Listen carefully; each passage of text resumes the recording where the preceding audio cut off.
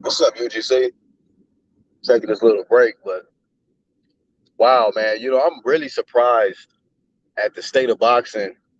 Not the state of boxing, because I'm not too disappointed with the state of boxing, because I think that there is some things that's going on. We're seeing some big fights this year in particular, but I'm more disappointed in the fan base of the sport. The fans in the sport, and I thought that it would be more excitement, but it seemed like it's more bitterness than anything, more of a cat than anything, more lion than anything about fighters who are really just underachievers.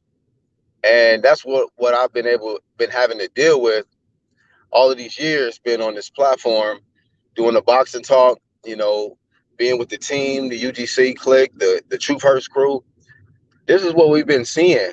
And it's disappointing as a boxing fan and as a content creator to see all of the reactions to these positive changes that's happening in the sport of boxing. We are on the cusp of getting one of the greatest fights of our generation with Errol Spence and Bud Crawford. And for some reason, people just can't be happy, man. They can't just be patient, sit back and allow both sides to work things out.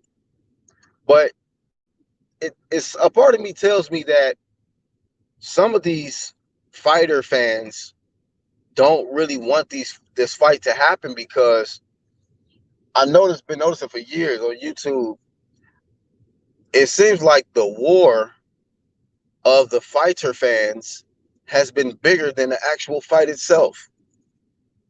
It seems like that has caught more traffic and waves than the actual fight itself, because you just look around when you click a video with an Errol Spence and a Bud Crawford topic. Are they really talking boxing? Let's be honest. Are they really talking boxing? Or are they talking bias? Are they talking about who's worth more, who's the A side, who the B side? They're not really talking boxing. They're not talking about the skill set. They're not really talking about the accolades.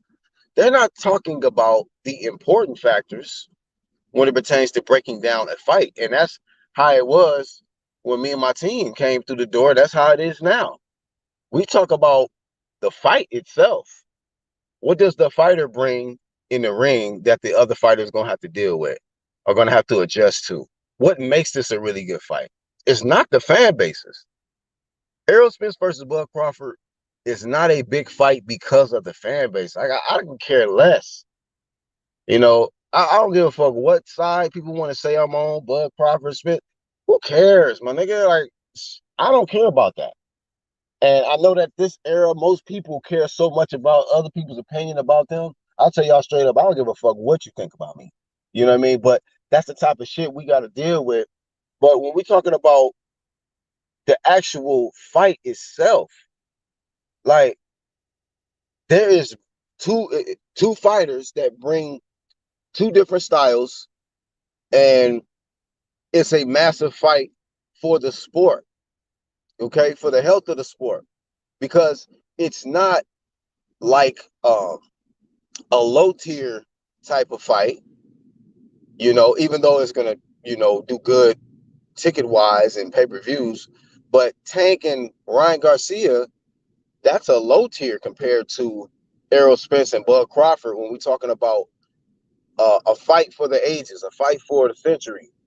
You know, like, if Ryan, like, I don't think the fight gonna happen, but if Ryan and Tank fight happens, when the history books, when it's all said and done, what are they fighting for? The winner takes inherits the other person's Twitter followers, IG, and all of that. I mean, but when we're talking about Bud Crawford and Errol Spence, we're talking about legacy. We're not just talking about both of the fan base is coming together and clashing and being able to witness and see who's the best after all of these years. We're talking about, oh no, Crawford the best. No, Errol Spence the best. Big fish. Like, we're gonna be able to see, right? we're going to be able to see these fighters get in there, and we're talking about legacy, undisputed, all the belts on the line. Okay, potentially 2-time undisputed for Bud if he wins. 1 time, Errol Spencer's first time becoming undisputed if he wins, and I'll be happy for either one. And see, as a real boxing fan, right, I can say that. Like, I just want to see the fight. I don't care who gonna be A side, who gonna be B side. I don't care if it's gonna be in Dallas, Texas, or Vegas, or I don't care, man. They can take the shit to fucking Dubai. I'm going to buy this shit. Okay? But a lot of people want to keep bringing up the irrelevant stuff and exhausting so much energy about the irrelevant stuff. And y'all notice I ain't even titled this shit Errol Spencer Bud Crawford, because I'm not looking for that type of clout, man. That's all I be seeing out here is people appear to be looking for the clout revolving around this fight. They're looking for the clout that revolves around Tank and Ryan Garcia. And a lot of them don't really care about the actual fight itself, them actually getting in the ring. They just care about talking about it because it's a hot topic. Because most people are interested in those type of topics, the tank topic or the Ryan topic, But when it pertains to Spence and Crawford, I mean, I'm really disappointed in a lot of y'all that's it's really just taking this clout chase route and acting like y'all really got the inside scoop, man. Like, y'all ain't got to be fake, man. I know it's a choice. It's a choice. You could choose to be real or you could choose to be fake. A lot of y'all choose to be fake. You choose to act like you know what's going on.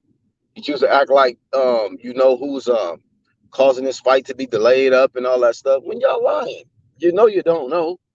Okay, you're not. You ain't got Al Heyman number on speed dial, nothing like that. You're not talking to Sam Watson and behind the scenes or no shit. Y'all don't. Y'all don't know nothing. So it's just disappointing to see all the fake media out here, man. And then when you ask somebody to give you a credible source, like, man, where you getting this information from? They're gonna say one of the most cappish YouTube channels on this bitch, and then you just, hey, man, you gotta abort. Me, when I hear them say some dumb shit and they source is somebody who's a super cap, I just abort, man. I get off the motherfucking channel. A lot of times I unsub, man, because I don't like wasting my time, So to the other content creators coming in the game, man, just keep it real. If you don't know what's up, just say you just don't know, man. That's called being real. You can keep it real by saying, I don't know, dog. I just don't know. That's some real ass shit. Like, thanks for keeping it real, man.